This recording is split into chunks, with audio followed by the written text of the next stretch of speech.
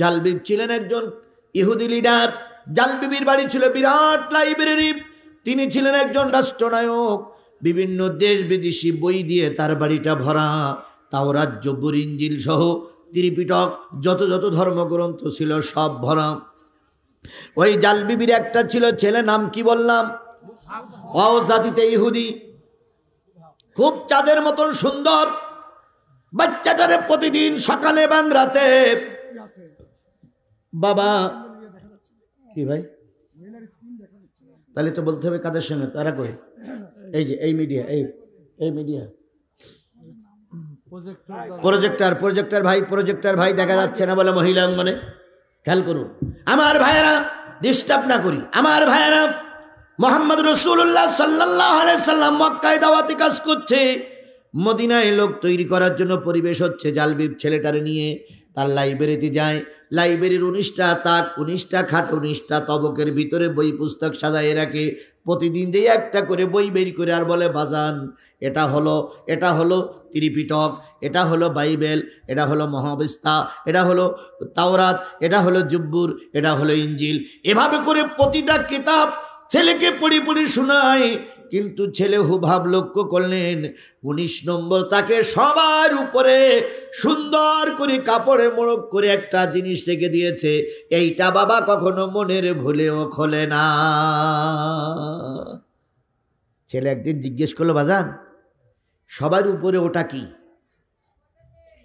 জালবিব বললেন, ওটা হলো শেষ জামানার পয়গম্বরের পরিচয়। আরেকটু জোরে বলেন। ওখানে তাওরাত, জব্বুর, ইনজিলির থেকে খোদাই করে করে অংশ নিয়ে আমি শেষ জামানার পয়গম্বর। এবার হুবহাব নামক ছোট্ট 10-11 বছরের ছেলেটি বললেন, আব্বু সবগুলো পড়াও, ওটা কেন পড়তে দাও না? বাজান তখন বললেন, ওই লোকটা আমাদের ইহুদি ধর্মের চরম শত্রু। ওই লোকটারে যদি মেরে দিতে পারো, ইহুদি ধর্মের লোকেরা চিরকাল মাথা উঁচু করে দাঁড়ায় থাকবে। যারা বাতিলপন্থী তাদের টার্গেট হয়, আর একটা দলকে মেরে নিজেই টিকে থাকবে। কি বলেন? বিএনপি জামাতের কতটুকু দোষ ছিল আমি জানি না, কিন্তু আওয়ামী লীগের টার্গেট ছিল বিএনপি আর জামাতের মেরে মেরে পরিষ্কার করে দিতে পারলে ওনারা চিরকাল টিকে থাকবে। বিশ্বাস করো আমার জাতি, আল্লামা সাঈদীর যে দোষরা দোষী বানাইছিল, কোনো দোষ আল্লামা সাঈদীর ছিল না। ওনারা বলেছেন যে হিন্দু নারীদেরকে নাকি সাঈদী কি করেছে? ধর্ষণ করেছে। অথচ আমি একটা হিন্দু মহিলার সঙ্গে আমার জীবনে সাক্ষাৎ হয়েছিল। আমি বরিশাল থেকে মাহফিল করে এসে পিরোজপুরি, তখন ব্রিজ হয়নি, নদী পার হচ্ছিলাম, হঠাৎ করে একটা বুড়ি মানুষের সঙ্গে দেখা। বুড়ি মানুষের হাতে শাঁখা, গলায় ওদের পইতে, হাতে কি বলে রুমাল পেঁচিয়ে ওই ভগবানের নাম করছে, বলহরি বলহরি বলহরি। আমার কাছে তখন আমার গাড়ি ছিল না, একটা ব্রিফকেস হাতে ছিল। আমি যখন নদীতে এক প্রান্তে দাঁড়িয়ে আছি, যখন নৌকার উপরে, তখন ওই বুড়িটা আস্তে আস্তে এসে বলতেছে, বাবা তোমার নাম কি? আমি করলাম, মা কেন? কই তুমি কি ওয়াজ করি বেড়াও? আমি বললাম, বুড়িমা হ্যাঁ। তোমার নাম? আজিজুল ইসলাম। তো বুড়ি বলতেছে, বাজান আমি তোমার সঙ্গে কিছু কথা বলতাম। আমি চিন্তা করলাম যে বুড়ি হিন্দু মানুষ, বেশভূষা সাজসজ্জায় দেখা যাচ্ছে হিন্দু, একাতে পিরোজপুর, এখানেই সাঈদীর বিপদ, আবার এই নারী কোনো বিপদে ফেলে কিনা। কোরআন শরীফ সামনে, আমি এখান থেকে নৌকার আর এক প্রান্তে গেলাম, নৌকা চলছে। বুড়ি আস্তে করে পিছন দিক থেকে যে আমার ব্রিফকেসের হাতলটা ধরে বলতেছে, বাজান তুমি ভয় পাচ্ছ কেন? আমার কিছু কথা তোমাকে শুনতে হবে। আমি বললাম, মা কথাগুলো কি? বুড়ি তখন চোখের পানি ফেলায় কাঁদতেছে আর বলতেছে, বাজান তুমি কি আল্লামা সাঈদীর খবর বলতে পারো? আমি বললাম, বুড়িমা তিনি তো একজন রাজাকার, তিনি একজন যুদ্ধ অপরাধী, তিনি নাকি তোমাদের মতন হিন্দু মহিলাদের বাড়ি ঘরদর পড়াই দিয়েছে, তার খবর নিয়ে তোমার কি দরকার? ওই মহিলা বুড়ি মানুষ নিজের হাতটা আমার মুখের পরে দিয়ে বলতেছে, বাজান এমন কথা বলো না, ভগবান অসন্তুষ্ট হবে। আমি বললাম, বুড়িমা তুমি কি বলতে চাও? তখন এই বুড়ি বলতেছে, ও হুজুর আমি ভগবানের নামে কসম করে বলতে পারি আল্লামা সাঈদী কোনো হিন্দুর ক্ষতি করেনি।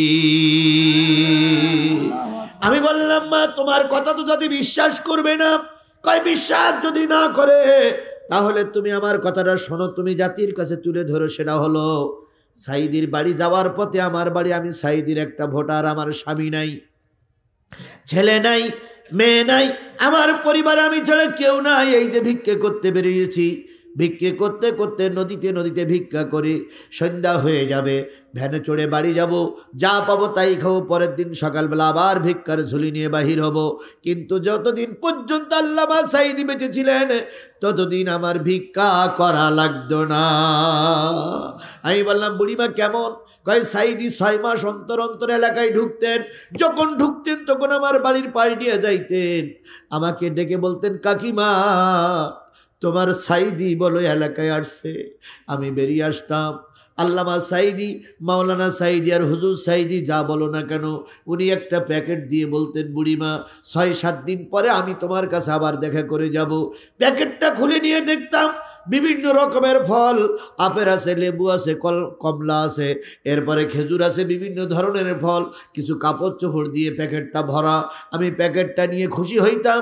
এবার যখন তিনি বেরিয়ে যেতেন শেষের দিকে এসে সবার কাছ থেকে বিদায় নিয়ে তিনি আমার বাড়িতে বসতেন, বাবা আমার পাশে বসে আমার খোঁজ খবর নিয়ে বলতেন বুড়িমা কাকিমা 6 মাস পরে হয়তো আমি আসবো, এই তোমার জন্য 20,000 30,000 টাকা থাকলো, 6 মাস তুমি বাজার করে করে খাবা, যদি কোনো সমস্যা হয় কারোর কাছ থেকে নিও, আমি এসে আবার তোমার ঋণ পরিশোধ করে দেব। ও আমার হুজুর, আজকে 3টা বছর আল্লামা সাঈদী আমার আর কাকি বলে ডাকে না। সে কোথায় বলতে পারো?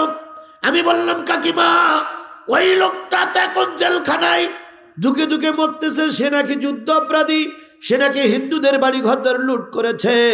তখন এই বুড়ি মামাকে ডেকে বললেন বাজার, যদি কোনোদিন তুমি একটা বক্তা, সেও একটা বক্তা, যদি কোনোদিন তোমার সঙ্গে সাঈদীর দেখা হয় আমার সালামটা সাঈদীর কাছে পৌঁছে দিও, আর বলিও তোমার কাকিমা বড় কষ্টের ভিতরে আছে। ও আমার জাতি, সেদিন একটা হিন্দু ভদ্রলোক, হিন্দু মহিলা আল্লামা সাঈদীর জন্য চোখের পানি ফেলাই দিয়ে কাঁদলো, আর তুমি আর আমি মুসলমান, আল্লামা সাঈদীর রায়ের পরে তুমি আর আমি আনন্দ মিছিল করে বেড়াইছি। তাহলে ওই হিন্দুর চাইতেই মুসলমান আল্লাহর কাছে ভালো না খারাপ আল্লাহই ভালো জানে।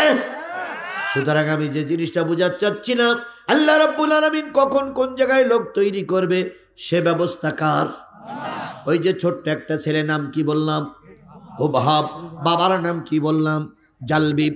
জালবিব একজন ইহুদি লিডার, সব জিনিসগুলো দেখায়, 19 নম্বর তাকের ভিতরে কি আছে লেখা আছে সেটা দেখায় না। ছেলে একদিন বলল আব্বু দেখাও না কেন? কয় ওখানে সবচেয়ে বড় একজন মহামনীষীর নাম পরিচয় লেখা আছে। দেখাও না কেন? কয় দেখলে তুমি আগের থেকে যদি ষড়যন্ত্র জালে আটকা পড়ে যাও তাহলে মোহাম্মদ বিজয়ী হয়ে যাবে, আমার মৃত্যুর পরে তুমি যখন বড় হবে এই মদিনায় মোহাম্মদ সাল্লাল্লাহু আলাইহি সাল্লাম একদিন আসবে, তুমি তাকে যদি চক্রান্ত ষড়যন্ত্র করে মেরে দিতে পারো, আল্লাহর কসম, ঈশ্বরের কসম, আমাদের ইহুদি ধর্ম জীবনেও কেউ কোনো ক্ষতি করতে পারবে না। ভারতও জানতো যদি আল্লামা সাঈদী বেঁচে থাকে ভারতের আধিপত্য থাকবে না, তাই ভারতের ষড়যন্ত্রের কারণে আল্লামা সাঈদীকে বিদায় নিতে হয়েছে।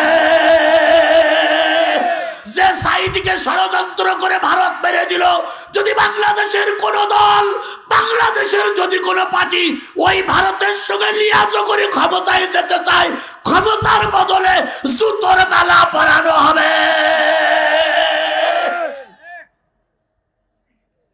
সাঈদীর সঙ্গে সাঈদীর রক্তের সঙ্গে গাদ্দারি করে কাউকে বাংলাদেশে রাজনীতি করতে দেওয়া হবে না। কথা বলেন, কথা বলেন, কথা বলেন। সাঈদী রক্তের সঙ্গে গাদ্দারি করে কাউকে ক্ষমতার মসনদ নিতে দেওয়া হবে না। আপনি যত বড়ই লিডার হন না কেন, সাঈদীর রক্তের সঙ্গে গাদ্দারি করে আপনাকে ক্ষমতায় বসাবো না আমরা। যদি মনে করেন ফুলের মালা পরবেন, ফুলের মালার বদলে আপনি জুতোর মালার অপেক্ষায় থাকেন। চাঁপাই নবাবগঞ্জের নারী নেত্রীরে বলি, ইসলামের সঙ্গে গাদ্দারি করে, সাইদির রক্তের সঙ্গে গাদ্দারি করে, ধর্মের সঙ্গে গাদ্দারি করে, ধর্মওয়ালাদের সঙ্গে গাদ্দারি করে বাংলাদেশে কেউ ক্ষমতায় টিকে থাকতে পারবে না। সুতরাং হয় তওবা করে ফিরে আসো, নতুবা শেখ হাসিনা যে পথে চলে গেছো তোমরাও সেই পথে চলে যাও। তোমাদের মতন বিপদের জন্য ভারতে চলে গেলে আমাদের কোনো সমস্যা হবে না। কথাবার্তা আমি ভেউজুকে বলার জন্য সবাইকে অনুরোধ করছি, দয়া করে বেফাস কথা বলবেন না, বেফাস কথা বলে জাতির কষ্ট দেবেন না। আমি আমার জীবনের চাইতে আল্লামা সাঈদীর বেশি ভালোবাসি। আপনি আপনি আপনি কারণ সাঈদীর ভালোবাসা মানেই নবীকে ভালোবাসা। কারণ উত্তরসূরি, যদি নবীর উত্তরসূরি কাউকে আমরা মেনে নিতে পারি তিনি হলেন আল্লামা সাঈদী। আল্লাহ রসুল যেগুলো আগাম কথা বলেছিলেন, ভবিষ্যৎবাণী করেছিলেন, সেগুলো যেমন সত্য পরিণত হয়েছে, আল্লামা সাঈদী যে কটা ভবিষ্যৎবাণী করেছে সব কটা ভবিষ্যৎবাণী 100 কাজে লেগেছে। আল্লামা সাঈদী বলেছিলেন অত্যাচার বন্ধ করো, নতুবা এমন একটা সবাই আসবে ইঁদুরের গর্ত খুঁজি পাবা না। কাজে লেগেছে না লাগেনি? আল্লামা সাঈদী বলেছিলেন উত্তর গগনে কালো মেঘ জেগেছে, ঝড়ের পূর্বাভাস লক্ষ্য করছি, যদি শক্ত হাতে মোকাবেলা করতে না পারে এমন অমাবস্যার রাত আসবে যার শোভে সাদেক সেটাকে সত্যে পরিণত হয়েছে না হয়নি? আল্লামা সাঈদী বলেছেন মৌলবাদ বলে গালিগালাজ করো না, আমরা 12 কোটি মৌলবাদ আছি গাছের গোড়ায়, আর তোমরা কিছু আগাবাদী আছো গাছের আগায়। বেশি লাফালাফি করবা না, গাছের গোড়া ধরে নাড়া দেবো, মামুর বাড়ি দিল্লিকে বলবা কি আমাদের আগে আসতে পারবা না। কাজে লেগেছে না লাগেনি? আমি চিন্তা করছি আমেরিকায় গেল না, রাশিয়ায় গেল না, মায়ানমারেও গেল না, গেল সেই ইন্ডিয়ায়, সেই দিল্লি গেল। সুতরাং আল্লামা সাঈদীর পরে নায়েবে নবীরা যদি নবীর উত্তরসূরি হয়, তার ভিতরে 1 নম্বর উত্তরসূরি ছিল আল্লামা সাঈদী। সরমনাই হুজুর উত্তরসূরি, তারপরে আজহারি উত্তরসূরি, মামুনুল হক উত্তরসূরি, আমির হামজা উত্তরসূরি, আব্দুল্লাহ আলামিন উত্তরসূরি, কিন্তু সিরিয়ালের দিক থেকে আল্লামা সাঈদী সবার উপরে। কথা বলেন। তার সঙ্গে কারোর তুলনা হবে না। সুতরাং তার সঙ্গে গাদ্দারি করে বাংলার জনগণ কাউকে ক্ষমতায় রাখবে না। আমার ভাইয়েরা হুবহাব চিন্তা করলো বাজান বাধা দিলে কি হয়। আমি যে কোনো কায়দায় ওই কৌটাটা পড়ে, ওই বাক্সটা পেড়ে, ওই বাক্স থেকে নাম ধাম সব শিখে নেব, যাতে করে ভবিষ্যতে মোহাম্মদকে চিনতে আমার কষ্ট না হয়। একদিন বাবা মা মদ খাবে, গাঁজা টানবে। কি খাবে? মদ খাবে। এখন ছেলের সামনে মদ খাইলে ছেলেও মদ করে হতে পারে, তাই চিন্তা করলো ছেলের একটু বাইরে বেরি করে দেই। ঘুম থেকে ছেলেরা ডেকে বলতেছে বাজান আমার বিরাট আকারের খেজুর বাগান আছে, আমার বিরাট বাগানের গমের বাগান আছে, আমার বিরাট কি বলে ক্ষেত খামার আছে, একটু দেখে এসো, আমি আর তোমার আম্মু একটু নিজেদের গল্প সেরে নেই। বাজান হুবাব চিন্তা করলেন নিশ্চয়ই বাপ আর মা আগের সেই অবস্থায় ফিরে যাবে, টানবে মদ, টানবে গাঁজা। এই ছেলে ওঠো কেন? বুড়ো মানুষের জরুরাত লিখতে না, ওরা তো জরুরাত লিখ দিস কেন বলো? এই বয়সে যদি ডায়াবেটিস হয় 70 বছর বয়স হলে করবাটা কি?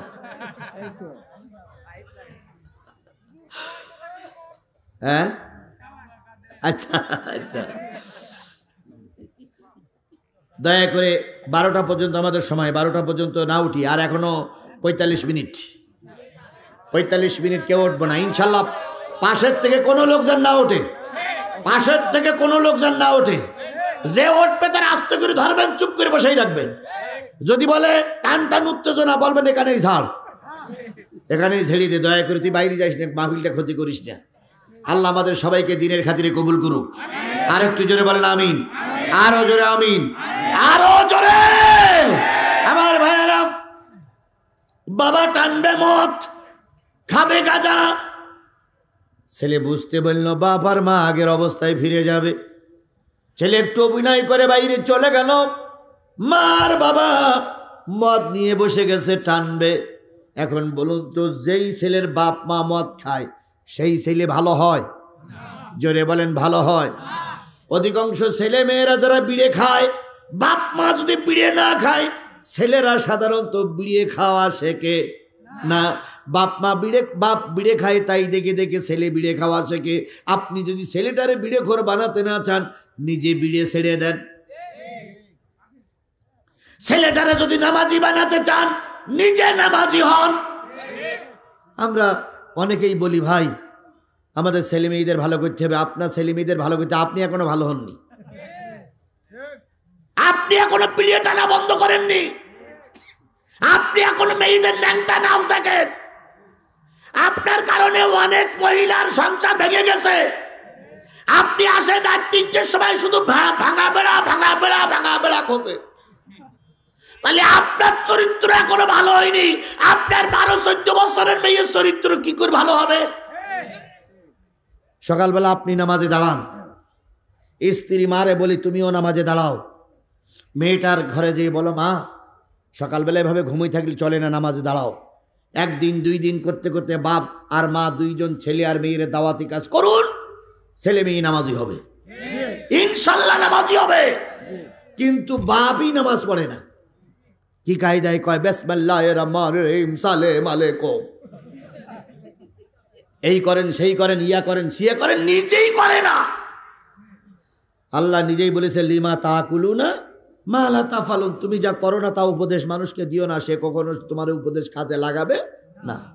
আমি বিড়ে টানি, আর একজনকে বিড়ে খাওয়া বন্ধ করতে বলি, সে বিড়ে খাওয়া বন্ধ করবে? বাপ মা মদ খাবে, ছেলে চলে গেলেন হুবাব, কিছুক্ষণ পরে ফিরে এসে দেখে বাপ আর মা টেনে 2 জন পড়ে আছে, একজনের কাপড় আর একজনের ঘাড়ের পরে। 2 জন ইজ্জত বেইজ্জত হয়ে গেছে। ছেলে ইজ্জত ঢেকে দিয়ে, বাপ মানে ঢেকে দিয়ে টার্গেট নিল। বাপ আর মা এখন মদের অ্যাকশনে ব্যস্ত। এই মুহূর্তে আমাকে দেখা লাগবে ওই 15 নম্বর তাকের পরে কার নাম পরিচয় লেখা আছে। ইসলাম যদি আল্লাহ প্রতিষ্ঠিত করতে চায়, তোমার দলে কেউ না থাকলেও আল্লাহ প্রতিষ্ঠা করবে। আর আল্লাহ যদি প্রতিষ্ঠিত করতে না চায়, সারা দেশের লোক আসলেও প্রতিষ্ঠা হবে না। আল্লাহ আমাদের দিন প্রতিষ্ঠা দেখার তৌফিক দান করুক, সকলে মিলে বলুন আমিন। আমার ভাইরা, হুবাব 15 নম্বর তাকের পরের থেকে কৌটাটা খুলে দেখে, কৌটাটা সোনার কৌটা, মুখটা লাগানো আছে কি বলে রূপা দিয়ে মুখটা বন্ধ করে বিরাট কাগজ দিয়ে পেছানো আছে। হুবাব বলেন, আমি জোরে জোরে আঘাত করলাম, বাপমার কানে আঘাত পৌঁছালো না। এক সময় মুখটা ছাড়িয়ে গেল, আমি কৌটার ভিতর থেকে একটা কাগজ বের করলাম।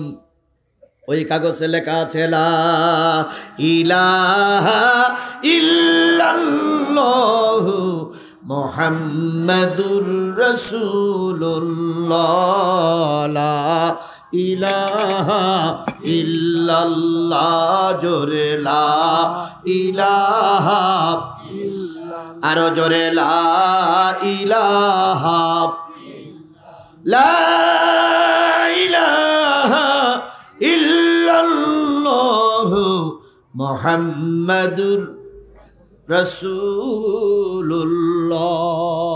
সাল্লাল্লাহু। আমার ভাইয়েরা, আল্লাহর নবীর নাম খচিত কাগজটা নিয়ে হুবাব গালে একটা চুমা দেয়, বুকে একটা ঠেকায়, আর মুখে চুমা দিয়ে দিয়ে কয়, আল্লাহ তোমার নামের সঙ্গে যার নামটা লেখা, নিশ্চয়ই এই লোকটি তোমার অতি প্রিয় ব্যক্তি। হুবাব বলেন, মুসলিম শরীফের 6201 নম্বর হাদিস বলতেছি এই কোরআনের আয়াতের সঙ্গে। হুবাব বলেন, আমি আর একটা কাগজ ওর থেকে বাইর করলাম। ওই কাগজের ভিতরে দেখা গেল নবীজির বংশ পরিচয় লেখা আছে। নবী কুরাইশ বংশের লোক, নবীর পিতার নাম আব্দুল্লাহ, নবীর মাতার নাম আমিনা। নবী মক্কায় জন্মগ্রহণ করবে, 50-40 বছর বয়স আল্লাহ নবী নবুয়াত পাবেন, 53 বছর পর্যন্ত মক্কায় থাকবেন। 53 বছর পর আল্লাহর নবী মক্কা থেকে হিজরত করে মদিনায় আসবে। আমি যে এলাকা আছি এই এলাকার নাম হলো মদিনা। বালক কান্দে, মাবুদ তুমি আমাকে মোহাম্মদের সঙ্গে একটু পরিচয় না করে মৃত্যু দিও না। যখন কাগজগুলো বুকের পরে করে নিয়ে হুবাব নামক ছোট্ট বালকটি যখন কান্দে, এমন সময় দেখা গেল মায়ের মদের অ্যাকশন নষ্ট হয়ে গেছে। মা হঠাৎ করে লাফাই উঠে দেখে বাপ পড়িয়াছে, পাশে ছেলেও পড়িয়াছে। মা যে বলতেছে, বাজান তুমিও কি মদ খেয়েছ? ছেলে বলতে, কেন মা? তোমার বাবা পড়িয়াছে মদ খেয়ে, তুমিই পড়িয়াছো মদ খেয়ে, ঘটনাটা কি? আমি তো তোমার মদ খেতে কখনো চাইনি যে তুমি মদ খাও। ছেলে তখন বলতেছে, মা বাবা পড়িয়াছে মদের একসানে, আর আমি পড়ে আসি নবীর মহব্বতে। লা ইউমিনু আহাদুকুম হাত্তা আকুনা হাব্বা ইলাইহি মিন ওয়ালিদিহি ওয়া ওয়ালাদিহি ওয়ান নাসি আজমাইন। ততক্ষণ পর্যন্ত কেউ মুমিন হতে পারে না যতক্ষণ পিতামাতা, ভাই বোন, আত্মীয় স্বজন, পাড়া প্রতিবেশীর চাইতে নবীকে বেশি ভালোবাসা না যায়, ততক্ষণ পর্যন্ত আর যাই হও মুমিন হতে পারবা না। জালবিবের স্ত্রী পড়িয়াছে মদ খেয়ে, জালবিব পড়িয়াছে মদ খেয়ে, আর হুবাব পড়িয়াছে কার মহব্বতে? আরো জোরে বলেন, কার মহব্বতে? কোরআনের মহব্বতে, নবীর মহব্বতে। জালবিবের স্ত্রীর নাম হলো হুনহুনা, হুবাবের মায়ের নাম হলো হুনহুনা। হুনহুনা আস্তে করে যেয়ে জালবিবির কানের ভিতরে একটু সুড়সুড়ি দিয়ে বলল, তাকায়ে দেখো, তুমিও পাগল হয়েছো, তোমার ছেলেও পাগল হয়েছে। এবার জালবিব মাথা উঁচু করে বলল, আমার হুবাব কি মদ খেয়েছে নাকি? কয় না। কয় পাগল হলো কেন? কয় পাগল হয়েছে ওই 19 নম্বর তাকে নাকি কার নাম লেখা ছিল সেইটা পেয়ে আমার একমাত্র কলিজার টুকরা সন্তান হুবাব পাগল হয়ে গেছে। জালবিব তো জানে কৌটায় কার নাম লেখা আছে। জালবিব জানে না? ইহুদি লিডার জানে না ওই কৌটার ভিতরে কার নাম লেখা আছে? ইহুদি লাভ মেরে বলতেছে, আমি তো এইটা চাইনি। সে হলো কি করে? কই জানি না। আস্তে করে যেয়ে বলতেছে, এই ওঠো। উঠেছে, ওঠার পরে বলতেছে, তুমি যে এই পাগল হয়ে গেলে কেন? কয় আব্বু, আপনি যে 19 নম্বর তাকে যে নাম ঠিকানা লিখে রেখেছিলেন, সে নাম ঠিকানা আমি খুঁজে পেয়ে মোহাম্মদের প্রেমে আমি পাগল হয়ে গেছি। আরেকটু জোরে বলা যাবে না সুবহানাল্লাহ? আরেকটু জোরে বলা যাবে না সুবহানাল্লাহ? হুবাব ডাক দিয়ে বলে, আব্বু নবীর প্রেম আমি পাগল হয়ে গেছে। সে যে নবী তুমি বুঝলে কি করে? জালবিব বলতেছে, যার নামের সঙ্গে নবীর, যার নামের সঙ্গে আল্লাহর নাম আছে, নিঃসন্দেহ সেই লোকটা ভালো মানুষ। লা ইলাহা ইল্লাল্লাহ মুহাম্মাদুর রাসূলুল্লাহ, আল্লাহর নামের সঙ্গে নবীর নাম, সুতরাং নবীর চাইতে ভালো মানুষ আর কেউ নেই। জালবিব কি এখন ক্ষান্ত হবে না? হুবাবের পর আক্রমণ শুরু করবে। করলেও তাই, মার শুরু হলো। মারতে মারতে একবার মাথার উপরে উঠাই, একবার নিচে নামাই, একবার চড় মারে, একবার থাপ্পড় মারে। বারবার একটা পরিকল্পনার কথা বলতেছে, বাজান নবীর কালেমা ছেড়ে দিবি, নতুবা তোমাকে তোকে মেরেই ফেলবো। হুবাব ডাক দিয়ে বলে, আব্বু মারতে মারতে যদি মেরেও ফেলো, নবীর কালেমা একবার ভিতরে ঢুকাইয়েছি, ওই কালেমা আমি আর ছাড়ব না। দুপসাসি আর মুসলমানদের বলি, এটা তো ভালো লক্ষণ নয়। 2-1 করে উঠতেছে কেন? এগুলো কি আওয়ামী লীগের লোক মনে হচ্ছে জানো? তাই হ্যাঁ, আশ্চর্য ব্যাপার। এত বড় একটা মাহফিল, 2-4 জন লোক চলে গেলে মাহফিলের কোনো ক্ষতি হবে? কিন্তু এটা তো কপাল পোড়া। আওয়ামী লীগ তা বলবো না, কপাল পোড়া। আল্লাহর কোরআনের মাহফিল আগামীকাল হবে। একটা দিনে 1 ঘন্টা থাকতে পারলেন, আপনি কি জাতের মুসলমান? আপনার ছেলেই তো গাঁজাখোর হবে, আপনার ভাই তো গাঁজাখোর হবে, আপনার বউ তো আরেকজনের সঙ্গে চলে যাবে আপনার কারণে। আপনার ভিতরে ইসলাম নেই, আপনি লোকের কি করে উপকার করবেন? আপনার ভিতরে নামাজ নেই, আপনি কি করে লোকের উপকার করবেন? আজকের কোরআনের মাহফিলে আপনি থাকতে পারছেন না, আপনার ছেলের উপদেশ দিলি উল্টো থাপ্পড় মেরে বসবে আপনার ছেলে আপনার গালে। এখন যদি 11টার সময় বাড়ি যাই, স্ত্রী জিজ্ঞেস করবে কি ব্যাপার বাড়ি আসলে যে? কয় হুজুরা রাজনীতি করতেছে। তখন বউ বলবে এতটুকু সহ্য করতে পারলে না, তুমি আমার এই ধরে পিটাও।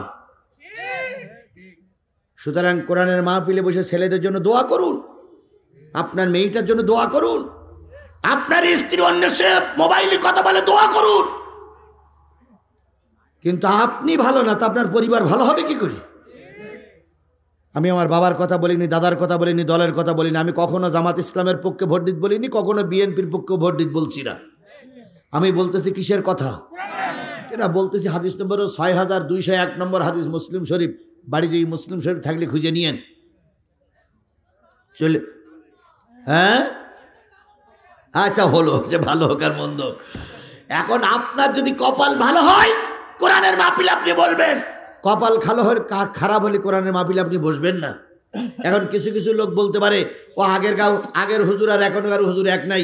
আরে বাবা, নবীর চাইতে ভালো বক্তা পৃথিবীতে কেউ ছিল না। নবীর ওয়াজ আবু জেহেল গ্রহণ করেনি। সেই আবু জেহেলের রক্ত যাদের শরীরে আছে তারাই ওয়াজ গ্রহণ করবে না। সুতরাং দয়া করে জাতিকে বলছে, আমি তো 12টা পর্যন্ত সময় দিছি, আপনি উঠবেন কেন? আপনি উঠলে আপনারই ক্ষতি হবে, আমার কোনো ক্ষতি হচ্ছে না। আমার লাইন ঠিকই আছে। এই 5000 লোকের ভিতরে 5 জন চলে গেলে আমার কোনো ক্ষতি হবে না, কিন্তু ক্ষতিটা আপনি করে গেলেন। এখন বাড়ি যাওয়ার পরে যখন আপনার ছেলেমেয়েরা দেখবে যে বাপ মাঝখানে বাড়ি আইছে, তখন ওই ছেলেমেয়েরা ভাবলে আমার বাপ হলে ইসলাম বিদ্বেষী, আমি ইসলামের পক্ষেই কাজ করি, লাভটা কি? এবার আপনি যখন কবরের পার্টে যাবেন তখন মৃত্যুবাসীরা কবর থেকে বলবে, কিরে তুই বাড়ি যাচ্ছিস, এখনো তো মোনাজাত হয়নি, তুই তো বিড়ি টানতে টানতে বাড়ি যাচ্ছিস, এখন তো হুজুর মোনাজাত করিনি। আমি চাইছিলাম আমার তোর দাদার ঘরে আমি ছিলাম, আমার ঘরে তুই আসিস, তুই একটু দোয়া করবি। তুই যখন দোয়া করলি না, আমি কবরে শুয়ে শুয়ে দোয়া করতে চাল্লাহ, ছেলে মেয়ের আরো খারাপ বানাই দাও। কোথায় আছেন আপনি? আপনি মুসলমান, দোয়া করা আপনার জন্য ফরজ, ওয়াজিব। কথা বলেন ঠিক না বেঠিক? আপনার বাপ মার জন্য আপনি দোয়া করবেন না? আপনি কি সন্তান? আর একটা জিনিস মনে রেখেন, অন্য বক্তাদের দোয়া কবুল হবে কিনা জানি না, আমারও দোয়া কবুল হবে কিনা আমি জানি না, তবে আমি আশাবাদী আল্লাহ আমার দোয়া ফিরাই দেবে না। যদি বলেন কেন? আমি একজন মুসাফির। বাংলাদেশের যতগুলো বক্তা মার খেয়েছে ওই 15 বছরে, তার ভিতরে সিরিয়ালে আসতে গেলে আমি সবার উপরে। আমার নামে 20টা মামলা। 5 দিন আয়না ঘরে ছিলাম, বাড়ি গদ্দুরগুলো ভেঙে চুরমার করে দিল। আমার ছোট্ট মেয়েটারে মেরে আহত করলো। আমার মাকে, আমার মার এখনো বেশি আছে, আমার মা খুব বেশি হলে 20 কেজি ওজন। সেই মা যখন ওই পুলিশের পা জড়াই ধরেছিল, মাকে গলা ধরে উঁচু করে দূরে ফেলাই দিল। আমার মায়ের কপালটা কেটে রক্ত বাহির হলো। সেই নির্যাতিত পরিবারের মানুষ আমি, আমার মা এখন আমার জন্য দোয়া করে, আমার স্ত্রী তাহাজ্জুদের নামাজ পড়ে দোয়া করে, বাচ্চাগুলো কেঁদে কেঁদে দোয়া করে। সুতরাং আমি আপনাদের জন্য দোয়া করলে হয়তো আল্লাহ দোয়া ফিরাই দেবে না। এইরকম একটা সুন্দর জান্নাতি পরিবেশ থেকে আপনি চলে যাচ্ছেন, আপনি হতভাগা, আপনি নিশ্চয়ই আল্লাহর নাফরমান বান্দা। আমি তো সারা রাত ওয়াজ করবো তাও বলিনি, বলেছি? আমি তো একটা সময় বেঁধে দিয়েছি, এই সময়ের ভিতরে ইনশাল্লাহ আমরা শেষ মোনাজাত পর্যন্ত থাকবো ইনশাআল্লাহ। আপনারা যতই ঝামেলা করবেন তত রায় তারও বাড়বে। আমার ভাইয়েরা, আল্লাহ নবী সাল্লাল্লাহু আলাইহি সাল্লাম মদিনায় এখনো দাওয়াতি কাজ করিনি, তাবলীগ করিনি। তার আগে জাল বিবির ঘরে হুবহাব কালেমাওয়ালা হয়ে গেছে। সুবহানাল্লাহ বলেন। দাওয়াতি কাজ না করলেও অনেক সময় দাওয়াত পৌঁছায় যায়। আপনারা প্রায় জানি, আমরা সবাই প্রায় জানি। বলুন তো, রসুল সাল্লাল্লাহু আলাইহি সাল্লামের মৃত্যুর পরে জামাটা কার জন্য বাজেট করেছিলেন? এইটা শোনা যায়, কতটুকু সত্য মিথ্যা আমি জানি না। ওয়াইস কুরুনির সঙ্গে কি নবী দেখা হয়েছিল? তাহলে ওয়াইস কুরুনির সঙ্গে দেখা হয়নি। ওয়াইস কুরুনি কিন্তু নবীকে ভালোবাসতেন, আর এই ভালোবাসার সংবাদ আল্লাহ পাক রসুলকে জানাইছিলেন। তাই আল্লাহ রসুল বলেছিলেন, আমার জামাটা মৃত্যুর পরে ওয়াইস কুরুনিকে দিয়ে, সত্য মিথ্যা আমি যাচাই করিনি বা ওটা আমার দেখার দরকার নেই। শুধু এতটুকু বলি, অন্তরের মহব্বত থাকলে এভাবেই কাজ হয়। নবী এখনো মদিনায় পৌঁছায়নি, তার আগে কালেমাওয়ালা একটা যুবক তৈরি হয়ে গেছে। বাজান পিটালো, পিটান খেয়ে বাপ আর সন্তানের সঙ্গে যখন তুমুল আকারের নির্যাতন চলছে, ঠিক সেই সময় জাল বিবির স্ত্রী হুনহুনা চিন্তা করলো, বাপ বেটার লড়াই চলতে, এখন এখানে মাঝখানে নেতা লাগবে। তাই তিনি ছুটে চলে গেলেন নেতার কাছে।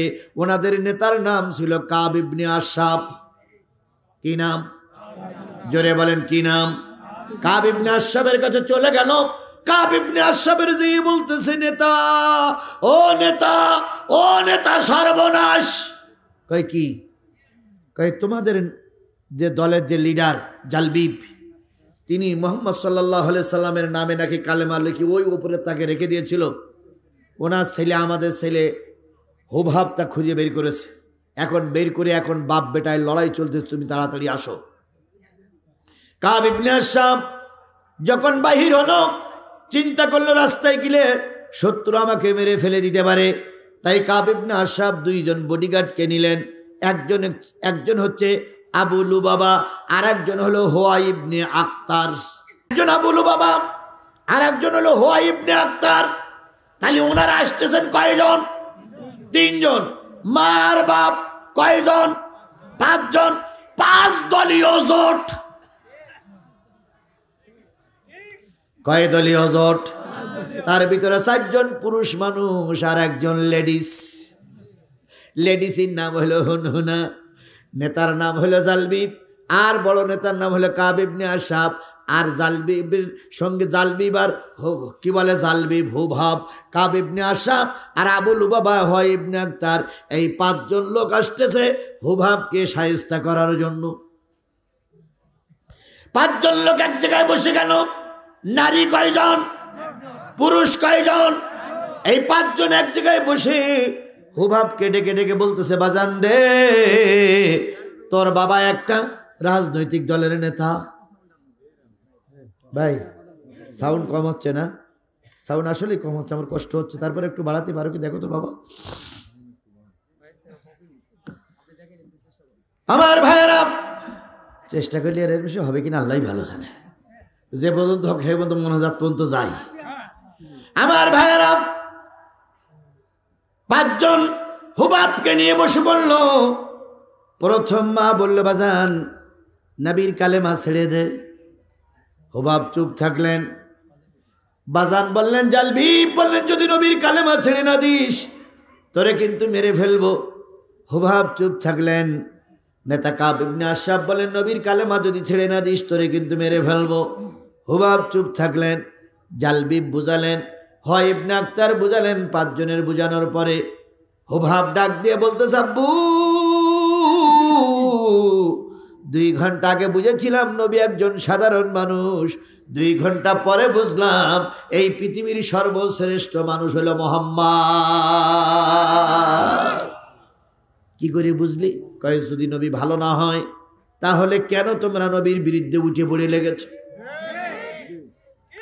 বাংলাদেশ জামাত ইসলামী, ইসলামী আন্দোলন বাংলাদেশ যদি ভালো না হয় তাহলে রামপন্থী বামপন্থীরা কেন তাদের বিরুদ্ধে লেগেছে? আল্লামা সাঈদী যদি বাংলাদেশের ভালো আলেম না হয়, গোটা দেশ সহ বাইরের লোকগুলো কেন তার পিছনে লাগলো?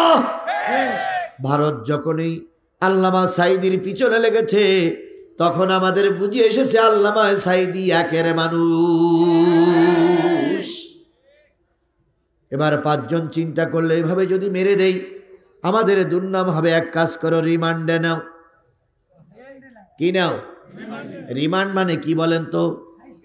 জিজ্ঞাসাবাদ, ইংরেজি শব্দ রিমান্ড। রিমান্ড মানে জিজ্ঞাসাবাদ। বলুন তো, জিজ্ঞাসাবাদে যেই আপনার কাছে ভালোভাবে জিজ্ঞেস করবে, কিন্তু আপনাকে কি ভালোভাবে জিজ্ঞেস করে? জোরে বলেন, জিজ্ঞেস করে। হুবহাবকে রিমান্ডে নিল ওই কয়জন? 5 জনের রিমান্ডে নিল। রিমান্ডের অবস্থা শেষ পর্যন্ত বলল, বিরাট একটা গর্ত খোঁড়ো, গর্তের ভিতরে হুবহাবকে নামাইয়ে দাও। সকালে একটা রুটি দিবা, 1 পট পানি দিবা, আর সারাদিন কিছু দিবা না। পরের দিন সকালবেলা আর একটা রুটি দিবা আর 1 পট পানি দিবা। এভাবে করতে করতে করতে করতে 1 মাস যখন পার হয়ে গেল, 1 মাস পরে হুবহাবকে বের করেও না হলো। যখন হুবহাব বেরিয়ে আসলেন তখন হুবহাবের গায়ে কোনো গোশত নাই। রাজপুত্র ছেলেটা কঙ্কাল হয়ে গেছে, চলতে পারে না, উঠতে পারে না, বসতে পারে না, একবার কঙ্কাল। ওই সময় মা এসে বলতেছে, হুবহাব রে, নবীর কালেমা ছেড়ে দে, নতুবা তোরে এরা বাঁচাই রাখবে না। হুবহাব বললেন, মা 1 মাস আগে বুঝেছিলাম নবীর ধর্ম, নবীর দিন। 3 মাস আগে, 4 মাস আগে বুঝেছিলাম নবীর দিন, নবীর ধর্ম। 535 দিন আগে বুঝেছিলাম নবীর ধর্ম, নবীর দিন হয়তো দুর্বল, কিন্তু এখন 35 দিন পরে বুঝতেছি নবীর ধর্মটাই সঠিক। বলুন তো, জালেমেরা অত্যাচার করে মানুষের দুঃখ দেখলে কি ক্ষান্ত হয়? যদি কেউ হয়ে থাকে সেটা আলাদা ব্যাপার, কিন্তু হযরত শেখ হাসিনা হয়নি।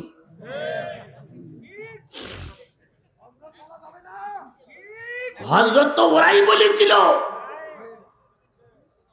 জয়পুরহাটের এমপি হযরত বলেনি, ওরাই বলেছিল যে আমাদের শেখ হাসিনার প্রথমে হযরত শব্দটা লিখতে হবে। আমি সেইটাই বলি, ওরা হযরত হওয়ার কোনো যোগ্যতা রাখে না, কিন্তু ওরা পাম্পট্টি দিতে দিতে এই পর্যন্ত নিয়ে গেছিল, সেইটাই বললাম। আমার ভাইয়েরা, এদের মনে কোনো দয়া মায়া ছিল না।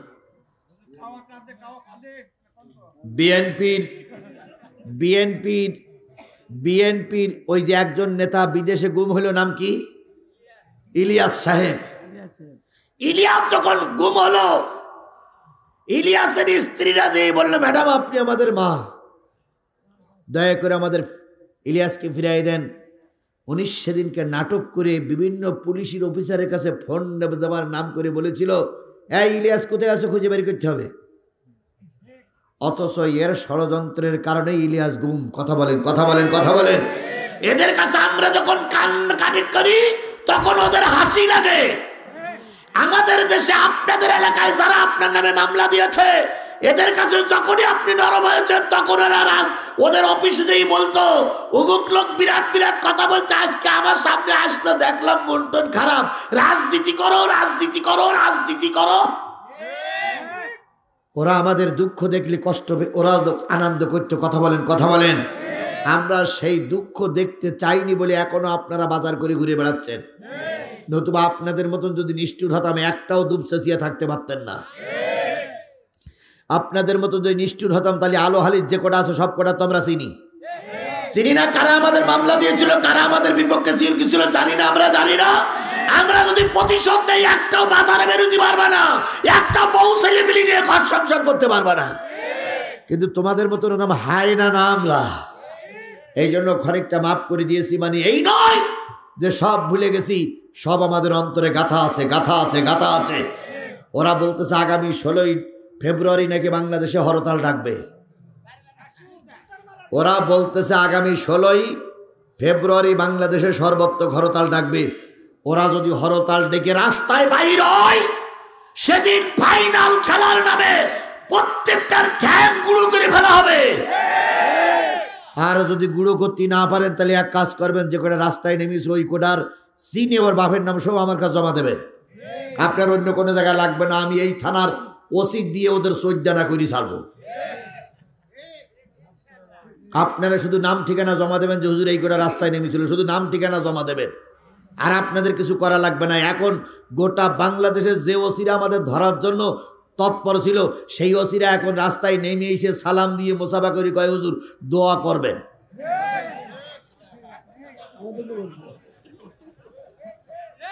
ওসি সাহেব, এসপি সাহেব, ডিসি সাহেব এখন হুজুরদের কাছে সালাম দিয়ে দোয়া চায়। কথা বলেন, কথা বলেন, কথা বলেন। কিছুদিন আগে আমি মাহফিল করে আসতেছিলাম জয়পুরহাটের কালাই থেকে আপনাদের এই ভিতর দিয়ে যাচ্ছিলাম, ওই যে খেতলাল থেকে ভিতর দিয়ে যাচ্ছিলাম। হঠাৎ করে শিবগঞ্জের থানার পুলিশ হলো, দাঁড়িয়ে আছে ঘোড়াধাপের আগে ওখানে দাঁড়িয়ে আছে। আমার গাড়ি ব্যারিকেড দিল, দেওয়ার পরে নাম শোনার পরে বলছে, ও আপনি সেই জিহাদি, হুজুর আসেন একটু কোলাকুলি করি। আমি চিন্তা করলাম কোলাকুলি করতে গেলে যাদের উল্টো ধরিয়ে নিয়ে যায়, তাহলে তো আর এক জ্বালা। তখন আমি বললাম যে ভাই ঠান্ডায় না বেরিয়ে মোসাফাটা করি। কয় হুজুর ঠিক আছে, মোসাফা করে ওখান থেকে হাড় বের করে দিস, যে ওখান থেকে কোলাকুলি হবে। তাহলে আগে পুলিশ আমাদের ধরার জন্য রাস্তায় ব্যারিকেড দিত, আর সেই পুলিশ এখন আমাদের সালাম দিয়ে দোয়া নেয়। সুতরাং এখন পুলিশ আর কারো ওই পক্ষে দালাল নয়। এই জন্য যদি আপনারা রাস্তায় কোনো শয়তানকে দেখেন, নাম ঠিকানা নিয়ে জামাত বিএনপির নেতার কাছে জমা দেবেন, ওদের ব্যবস্থা নেতারাই করবে। তবু আমরা আর ওদেরকে এই দেশে রাজনীতি করতে দেব না, কারণ ওরা খুনি, ওরা সন্ত্রাসী, ওরা জঙ্গি, ওরা মানবতা বিরোধী, ওরা দেশের সমস্ত সম্পদ খেয়ে এখন ওরা ট্যাবলেট মাছের মতন মোটা হয়ে গেছে। শেখ হাসিনার ছোট বোন নাম কি? শেখ রেহানা যে কত কোটি টাকা খাইয়েছে তা ওরা হিসেব দিতে পারল না।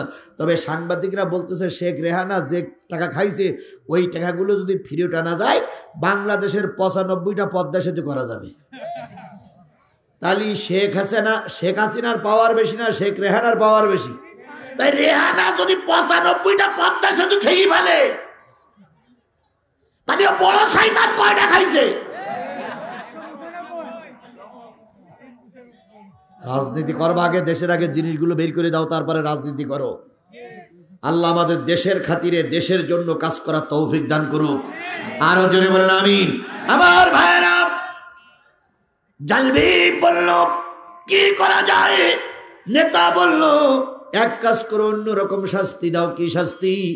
এর হাত কড়া পরাও, পায়ে বেড়ি পরাও, একেবার রাখালদের সঙ্গে ময়দানে নামাইয়া দাও। এতদিন রাখালরা ওর কথা শুনতো, আর এখন রাখালদের কথা ও শুনবে। এখন ছাগল রাখবে হুভাব, পানি তুলবে হুভাব, রাখালদের খেদমত করবে হুভাব, রাখালদের সেবা করবে হুভাব, আর রাখালেরা হলো দেশের রাজা হয়ে যাবে। আমরাও এইরকম অবস্থায় দেখেছি, যারা মেম্বারি পাস করতে পারতো না তারা রাতারাতি এমপি। মেম্বারি ভোটে 3বার ফেল করিস, সে রাতারাতি কি হয়ে গেছে? এমপি হয়ে গেছে। মেম্বারি ভোটে পাশ করে জামানত বাতিল হয়েছে, সে রাতারাতি চেয়ারম্যান হয়ে শুধু কলার নাড়া দিতে বলছে আমার চেনো চেনো চেনো। মেম্বারের যোগ্যতা নেই, তারা হয়েছে এমপি। কথা বলে ঠিক না ঠিক? তবে এখন বর্তমান এখন যিনি সরকার প্রধান আছেন নাম কি? ডাক্তার মোহাম্মদ ইউনূস একটা আইন তৈরি করেছে, MA পাশের নিচে লোক, BA পাশের নিচে কোনো লোক এমপি প্রার্থী হতে পারবে না। তাহলে এই আইনটা যদি চালু থাকে তাহলে মমতাজের মতন দেহ ব্যবসায়ী আর ওখানে যেতে পারবে না। কথা বলেন। শিক্ষিত লোক যদি জাতীয় সংসদের এমপি হয় সেই দেশে অশান্তি আসতে দেরি হয়, কারণ শিক্ষিত লোকেরা দুর্নীতিতে জড়ায় কম। কথা বলেন। এই জন্য MA পাশ করা লোক এমপি হোক, IA পাশের নিচে কোনো লোক যেন চেয়ারম্যান না হয়, আর মেট্রিক পাশের নিচে কোনো লোক যেন মেম্বার না হয়। তাহলে এই শিক্ষিত লোক যদি জাতির কর্ণধার হয় সেই সমাজে আর অশান্তি থাকবে না। ইনশাল্লাহ বলেন। এই জন্য আগামীতে যারা মেট্রিক পাশের নিচে লেখাপড়া জানেন তারা মেম্বার হওয়ার চিন্তা ভাবনা বাদ দেন। যারা IA পাশের নিচে লেখাপড়া জানেন না তারা চেয়ারম্যান হওয়ার নিয়ত বাদ দেন। BA পাস না করলে তাকে এমপি পদে দাঁড় করাতে দেওয়া হবে না। এই নিয়মগুলো আমাদের দেশে চালু হোক, এটা আপনারা কি সবাই চান? আল্লাহ আপনাকে আমাকে কবুল করুক, সকলে মিলে বলুন আমিন। আমার ভাইয়েরা, তাহলে বাতিল পন্থীরা নেতারা কয়জন? আর একলাই হুভাব। এবার হুভাবকে পায়ে দড়ি বেঁধে, গলায় দড়ি বেঁধে, কোমরে দড়ি বেঁধে রাখালদের সঙ্গে পাঠিয়ে দিল। আজকের থেকে রাখালি করবে হুভাব, আর রাখালেরা মাতব্বার হয়ে নেতা হয়ে বসে থাকবে। কি বলে, কুয়ার থেকে পানি তোলে হুভাব, ছাগলদেরকে রাখালি করে হুভাব, রাখালদের খেতে দেয় হুভাব। যিনি ছিলেন একজন রাজার পুত্র তিনি হয়ে গেছেন এখন রাখাল, আর রাখালেরা হয়ে গেছে দেশের মালিক। বিগত 15 বছর এই কায়দাই চলেছে। কথা বলেন। যাদের কোনো পাওয়ার ছিল না, নামগন্ধ ছিল না, তারাই সমাজের নেতা হয়ে গেছে। আর এই সমাজের যতগুলো বেফাস নেতা ছিল তার ভিতরে একটা ছিল কাউয়া কাদের। কি কাদের? এ ছিল 1 নম্বর বেফাস নেতা। আচ্ছা, ওর সঙ্গে আমরা কোনোদিন খেলা করতে চাইছি? ও প্রায় বলতো খেলা হবে। তো আমরা তো খেলা হবে কথা তো আমরা বলতাম না, উনি বলতেন। এখন আমরা খেলা করতে নেমে দেখি আমরা সবাই আছি, ওনারা নাই। তো এখন ওনারা খেলা করতে নামো, পালাই গেলে কেন? কি কায়দায় বলতেন? আমরা পালাই না, আমরা পালানো জাত নই। শেখ হাসিনা পালাই না।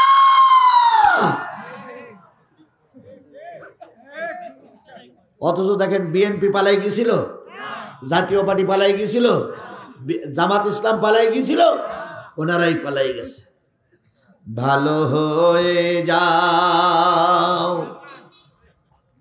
ভালো হয়ে যাও মাসুদ তুমি, এ কথা কে বলবে আর, পালিয়ে গেছে কাউয়া কাদের, কেউ জানে না খবর তার, ভালো হয়ে যাও।